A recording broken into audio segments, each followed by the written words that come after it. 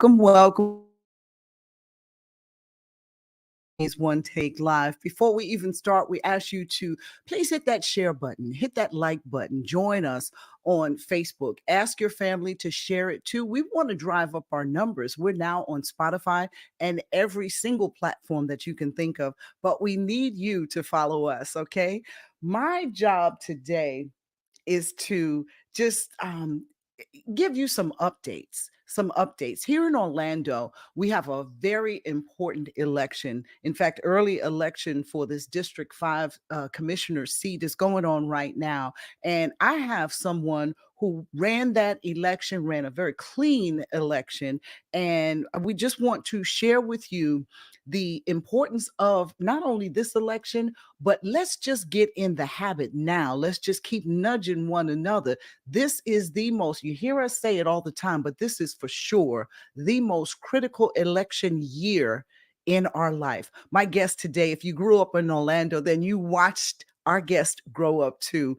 I mean, we watched her join pageants and dancing school and singing lessons, the dedication her family showed her, and then the community support also gave her the poise that she needed just to boost the voice and give her that ta ta ta so that she would be crowned in 2003 Miss Florida, and then 1 year later Miss America. Now, for her and for all of us, those were crowning moments, no pun intended.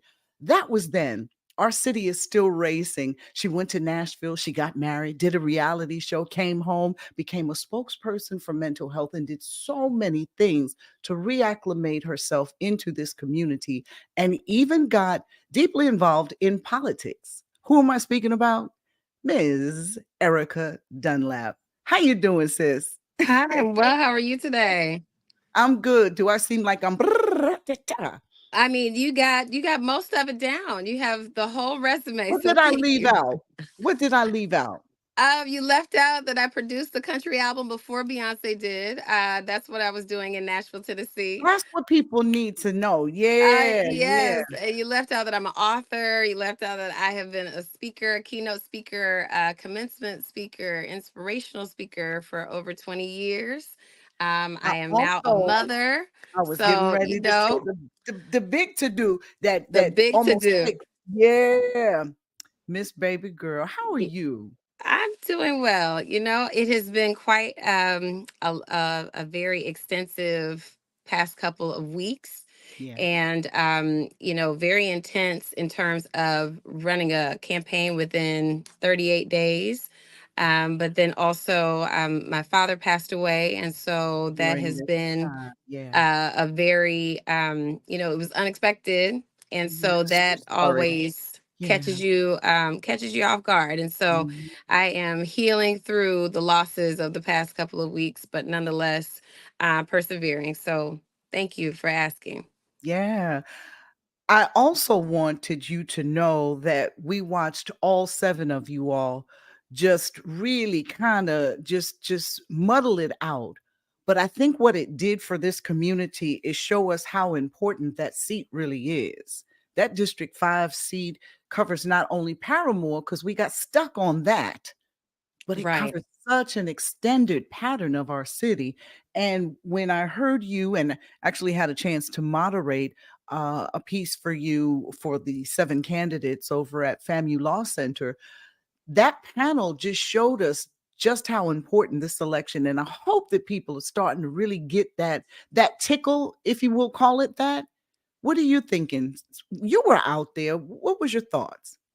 So the importance of this election and the importance of this seat is underrated, is understated. I think people overlook just how important District 5 is because they think that it is a bunch of people who don't care. And the reason why they think that is because we don't have much voter turnout. And this is over time. This has not just been the past election or Sure. two.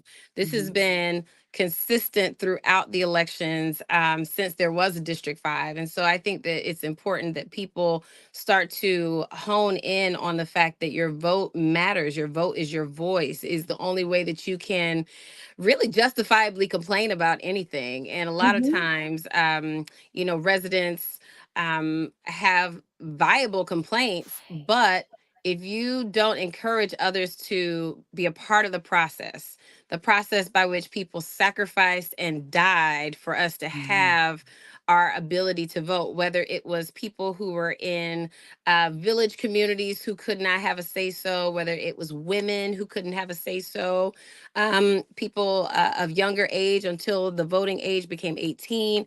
There are so many disenfranchised groups that Mhm. have not had the chance to represent themselves. And when we don't vote, that just it waters down the democracy in the process. It does. And I wanted to have you on so that we could really drive home the fact that, yes, early voting has already begun, but the special Hmm. election for this seat is this coming Tuesday, which is the 18th. Now, what we cannot do is have those who already went out and vote forget that they don't have to go out and vote again on Right. Tuesday. And I just left, Erica, the League of Women Voters breakfast this morning, where the seat for SOE, for the Orange County Supervisor of Election seat, is being gone after by 5 individuals. And that comment right there never came up. We talked just a smidge about District 5, but it's funny. The attorney for the SOE's office and I were online together, and I said, I'm going to ask you a question that I bet most people would say, well, that's a dumb question. And I said, how can we remind people that just because they went into the early election, or they got us narrowed down to the runoff, that they got to go back out and vote They either definitely have now. to. They have to. And so he said, well, it's not like we're going to add their vote with this vote. And I said, you see, that's why we don't ask questions, because that same mockery right there, people don't want to have that. And I Hmm. said, I can take it, but I bet you a lot of people don't realize that they have to vote again. So that's So why I wanted to have you on. sure. I mean, I think that we have to have a continual education as it Yeah. relates to this whole process, because with the District 5 election, it was a special election. And there were Yes. several people that are still asking me, when do I vote for you? When do I vote? And they're not realizing, number one, you have to live in the district. Number two, it was a special election, so it happened before the traditional general election that's going to be happening in November.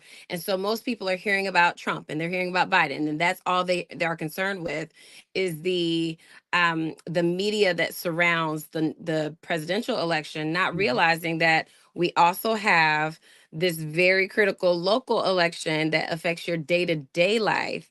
You know, the Yes. presidential elections are exciting, and they definitely affect the trajectory of how the Mhm. country will be moving, and perhaps how Congress will be shaped.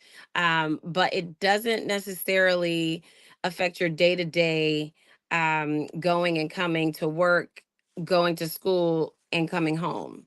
Mhm. So, with that being said, Erica, I felt like you were the one that I needed to reach out to just drive home the fact that there are different times that they can go out and do this. They can vote from 7 a to 7 p during this week right here. But over the weekend, those times are going to change. You can early vote at the supervisor of elections office only. Early voting is done on West Cayley Street. Now, on Tuesday, which is the actual election day, all 5 locations that were open before will be open again for you. And Right. nobody was sharing that information. So I just really wanted to get you on, sis, to really talk about driving home this election and getting us ramped up for November is so important. But also in August, we have our election for our state attorney. We Mm. have elections then for supervisor of elections. So it's a lot going on, And you you don't know? want to get tired. I think Yeah. it's critical that voters understand you cannot get tired of going to vote or sending in your vote. I mean, the process has become very, very, very easy.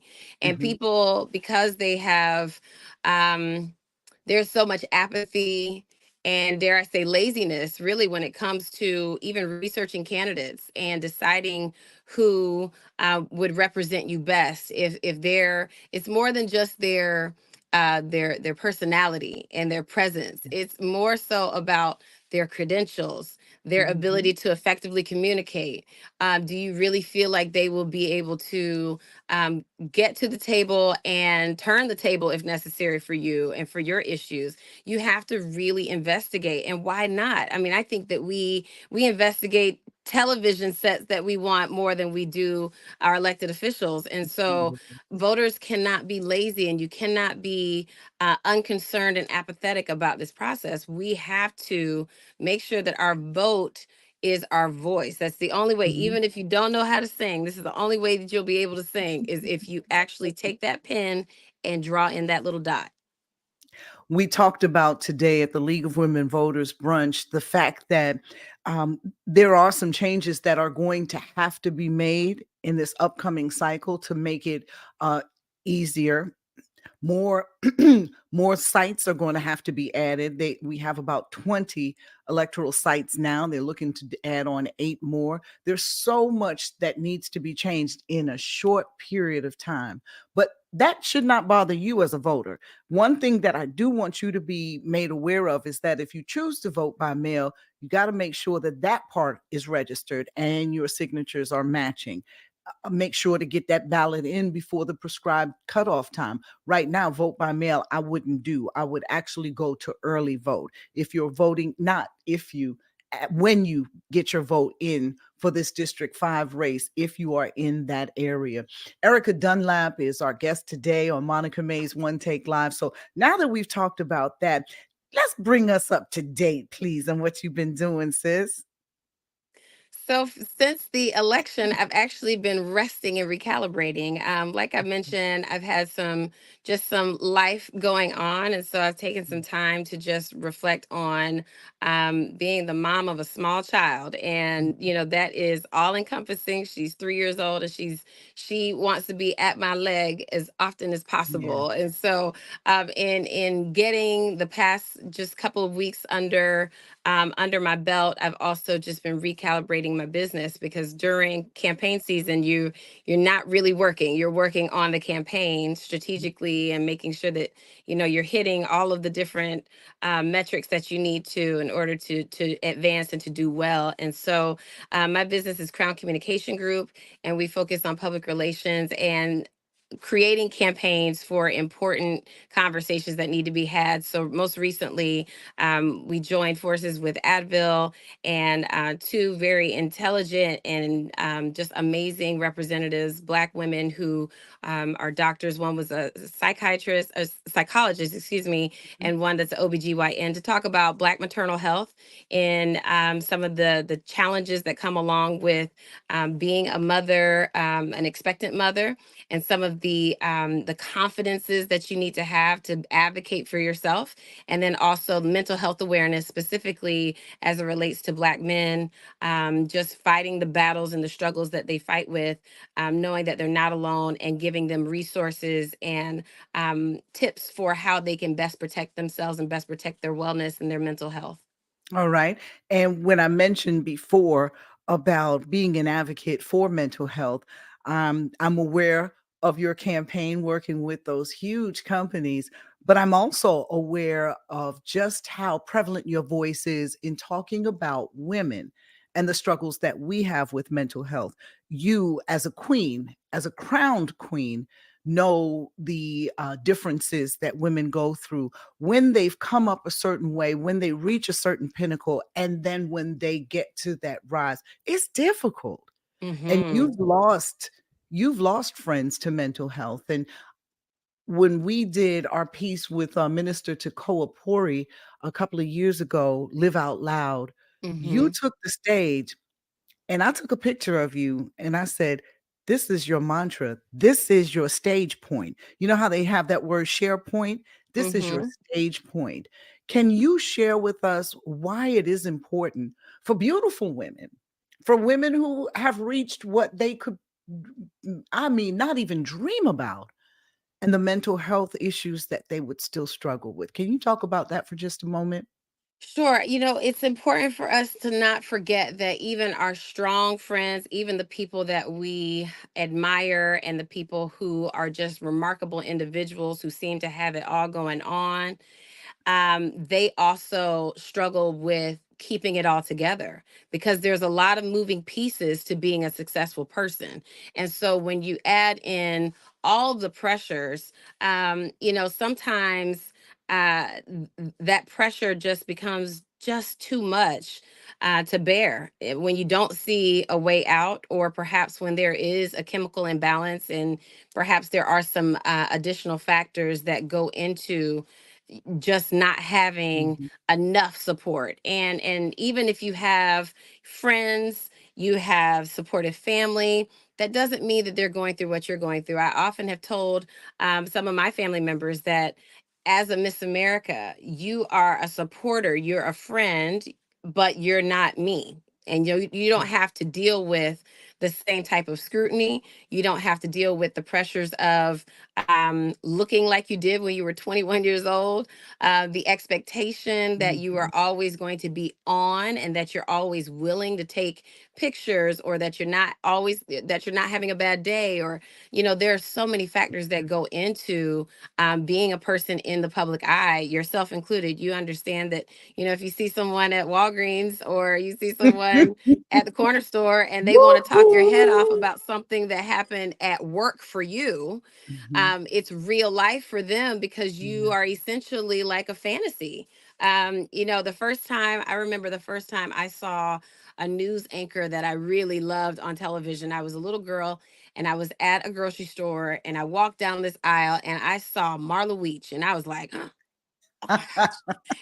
I mean, I just stopped in my tracks, and it was kind of strange now that I think about it. Like, why was I so almost enamored by this woman? But it's because that television, that radio, Mhm. that hearing that person, seeing that person on that screen, or hearing them Yeah. over the radio, that becomes that's like it's a amplifier, but you don't think that you'll ever actually meet them, you'll ever Mhm. actually interact with them. And so when you get the opportunity to, you feel like it's your one shot. And Yeah. so often people do not recognize that you are a human being that does a job well, and you have a natural gift, more than likely, but that doesn't mean that you are that all is well.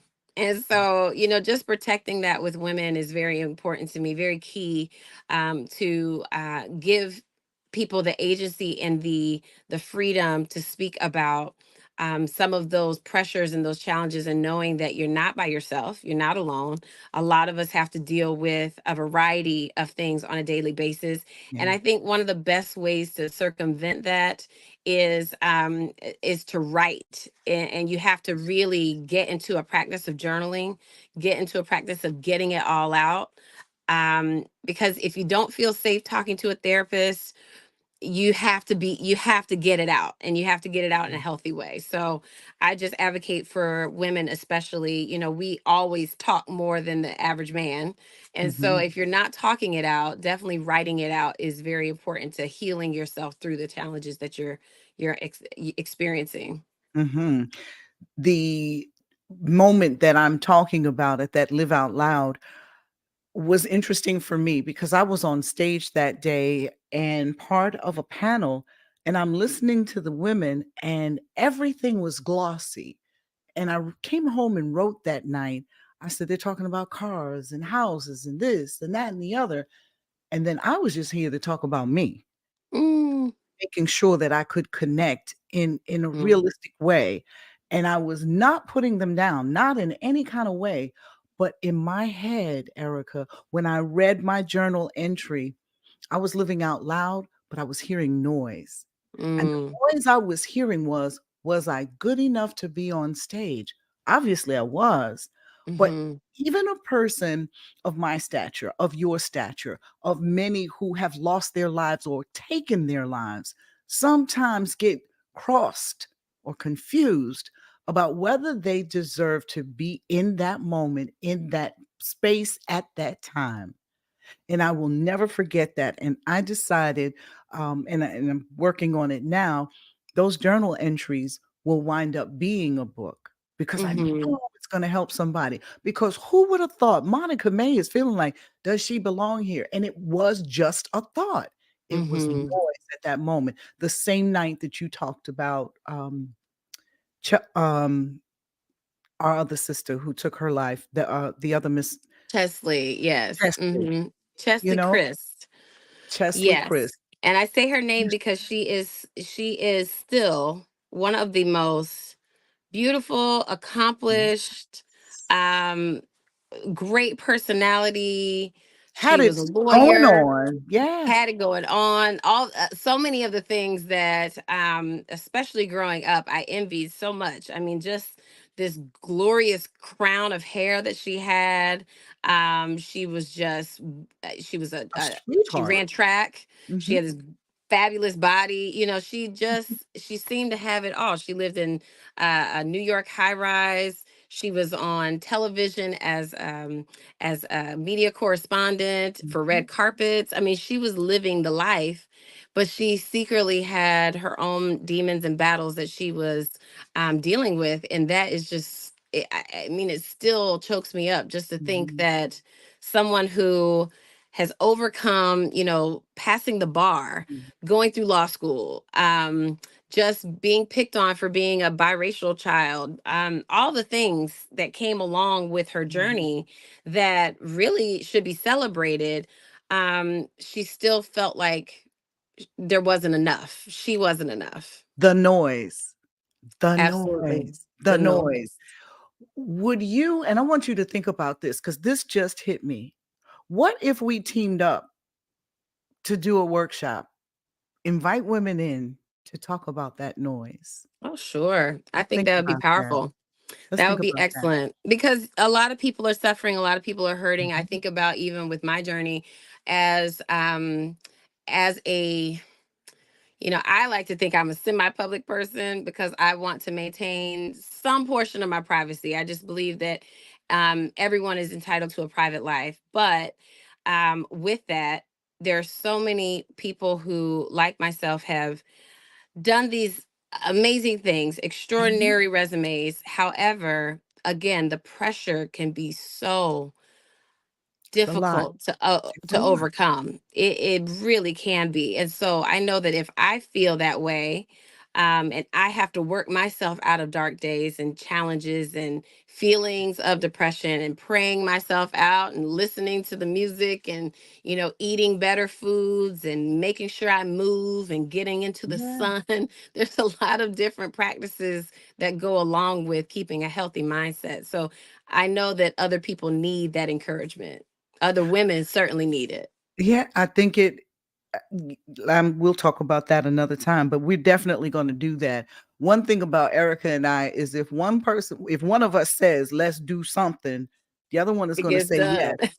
Just like this interview, I reached out to her and I said, "Yo, done. We gotta do this. We have to talk about the election. We have to talk about what you've been doing."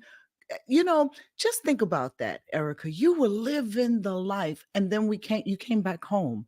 I was living the life, and then I came back to Orlando. Hmm. We could have taken that in a couple of different ways and been looked at in a couple of different ways. But I Sure. think we have both used those opportunities for our good. Well, this is home for me, so it's Mhm, like where else would I go? I mean, surely I could have moved anywhere. And mhm. I'm one of those people that no matter where I go, I believe that I'm going to make it. I'll be Yeah. fine. I always find my way. Even if I'm a little lost, I don't wander for long. So Mhm, I'm a resilient and resourceful person that can find my way. However, it just made sense to me when it was time for me to transition from the music industry and realizing that it was, I dare say, it was a lost cause. I feel like I laid several bricks along the journey that people are mhm, now skipping down, which is mhm, fine because mhm.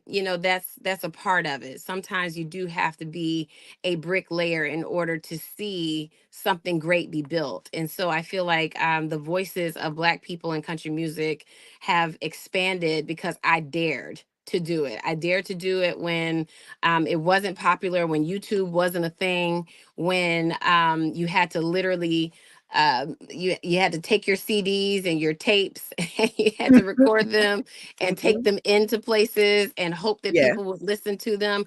I was selling CDs outside of, events. I was yeah. selling CDs out of my backpacks and purses and trunk and everything else. So, I've Mhm. been through the early stages of promoting yourself and really putting full faith in your talent and full faith in your ability to do this.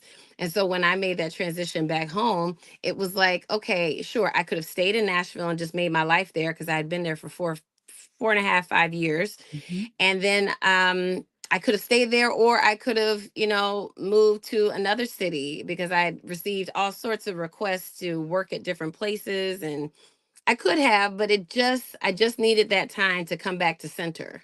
And Yeah, center for me was the place where I knew the streets like the back of my hand. yeah. I had my support system with my friends and my family.